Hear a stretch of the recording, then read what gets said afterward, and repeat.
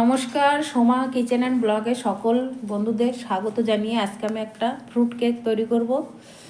তা ফ্রুট কেকটা হচ্ছে এগলেস হবে, কোনো এগের আমি ইউজ করব না, এগের বদলে আমি দই ইউজ করব।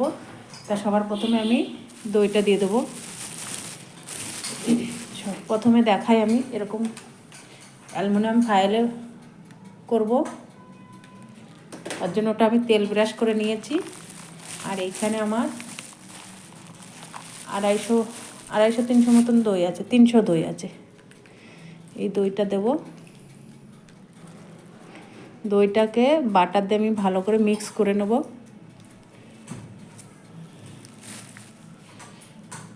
বাটার দেখো, এটা হচ্ছে 1/2 কাপ বাটার, এটার সাথে আমি মিক্স করে নেব।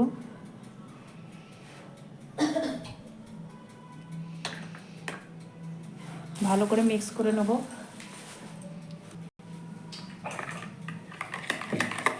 দইটার বাটারটা খুব ভালো করে মিক্স করে নিতে হবে।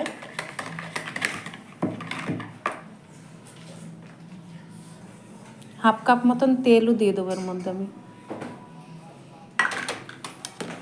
তেলটা বাটারটা একসাথে ভালো করে মিক্স করে নেব। যেহেতু দুটো ফাওয়ালে আমি করব, তার জন্য আমি 2 কাপ চিনি গুঁড়ো করে নিয়েছিলাম, সেটাকে ছেঁকে নেব। এরকম করে চেলে নেব। চেলে নিলে খুব ভালো হবে কেকটা, এত সফট হবে, কোনো গাঢ় থাকবে না। দেখতেই পাচ্ছ, এরকম ভালো করে চিনিটা ছেঁকে নিতে হবে। চিনিটা ভালো করে না চেলে নিলে দেখো এর মধ্যে গোটা চিনি রয়েছে, সেই জন্য আমি ভালো করে চেলে নিয়েছি। তোমরা যখনই কেউ কেক বানাবে এরকম চেলে নেবে, দেখবা উপকরণটা ভালোভাবে যদি মিক্স করা যায় তাহলে সুন্দর সফট এবং নরম কেকটা তৈরি হয়। এটাকেও ভালো করে মিক্স করে নেবে, সাথে একদম একটা ক্রিমের আকার ধারণ করাবো।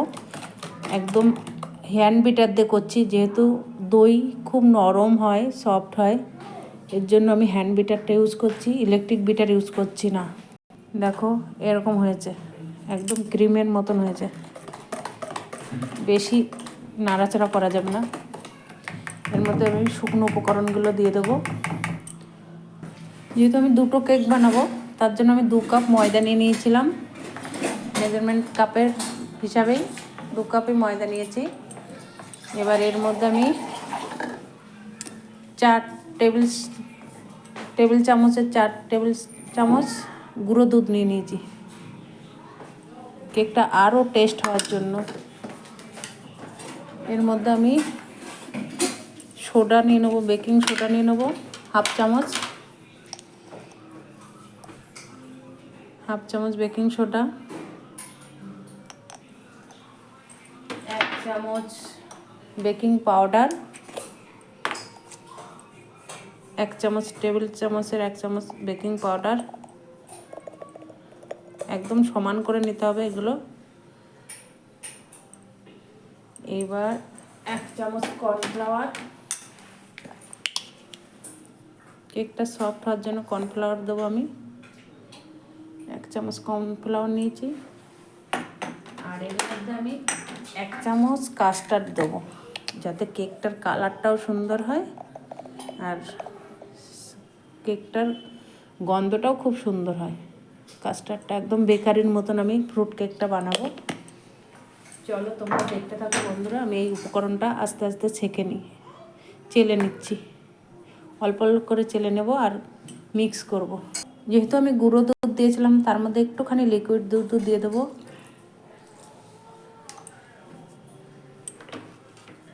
ম্যাঙ্গো এসেন্স দিয়ে দেবো 1 চামচ মতন।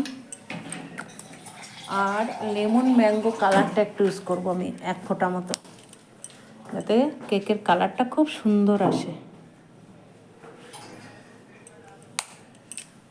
তোমরা এই উপকরণগুলো দেখে তোমরা বাড়িতে ট্রাই করে দেখবে, তোমরাও পারবে কেক বানাতে। আর একটা কথা, কারোর যদি কেক লাগে, আমি বাড়িতে হোমমেড কেক তৈরি করি, তা আমার এই নাম্বারে অর্ডার করতে পারবে, কৃষ্ণনগরের মধ্যে। দেখো বাটিটার চারপাশ থেকে আমি ময়দাটা নিয়ে সুন্দর করে এরকম করে নিচ্ছি, যাতে ভিতরে কোনো যদি গুটিয়ে কোনো ময়দা থেকে থাকে তাহলে সেটাও এরকম করলে গলে যাবে আর মিশে যাবে এর সঙ্গে। দেখো বেটারটা দেখো কেমন হয়েছে।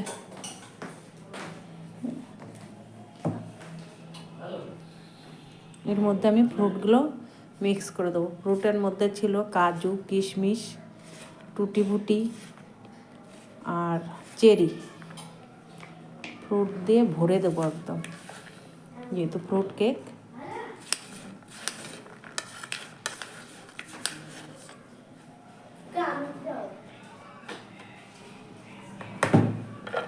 দেখো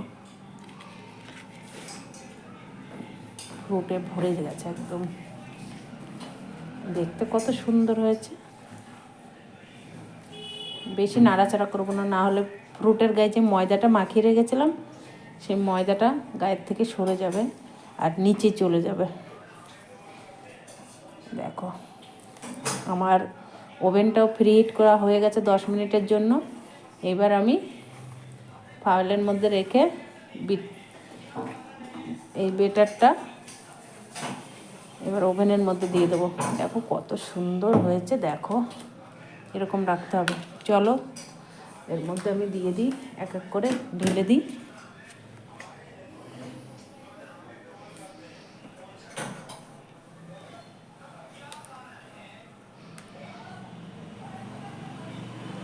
পুরোটা ভরে দেব না, যে কেকটা ফুলবে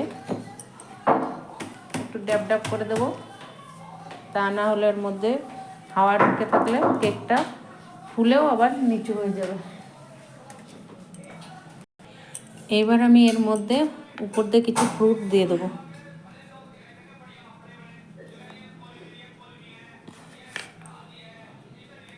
একটু ঠেসে ঠেসে দেবো যাতে এগুলো পুড়ে না যায়।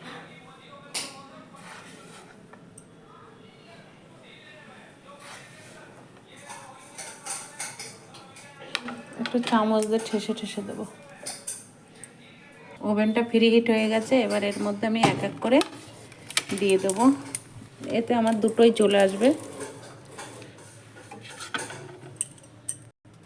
একসাথে। আমি দুটোই দিয়ে দেবো এর মধ্যে, দিয়ে 170 ডিগ্রিতে এটাকে আমি বেক করে নেব 20 মিনিটের জন্য।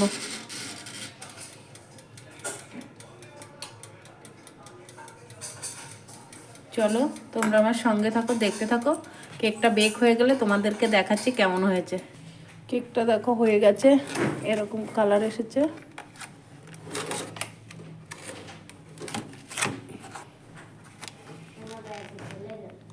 কত সুন্দর হয়েছে। তোমাদের যদি সবার ভালো লেগে থাকে আমার চ্যানেলটাকে সাবস্ক্রাইব করবে, লাইক করবে, কমেন্ট করবে, আর নতুন নতুন রেসিপি দেখার জন্য অবশ্যই সাবস্ক্রাইব করবে। Thank you.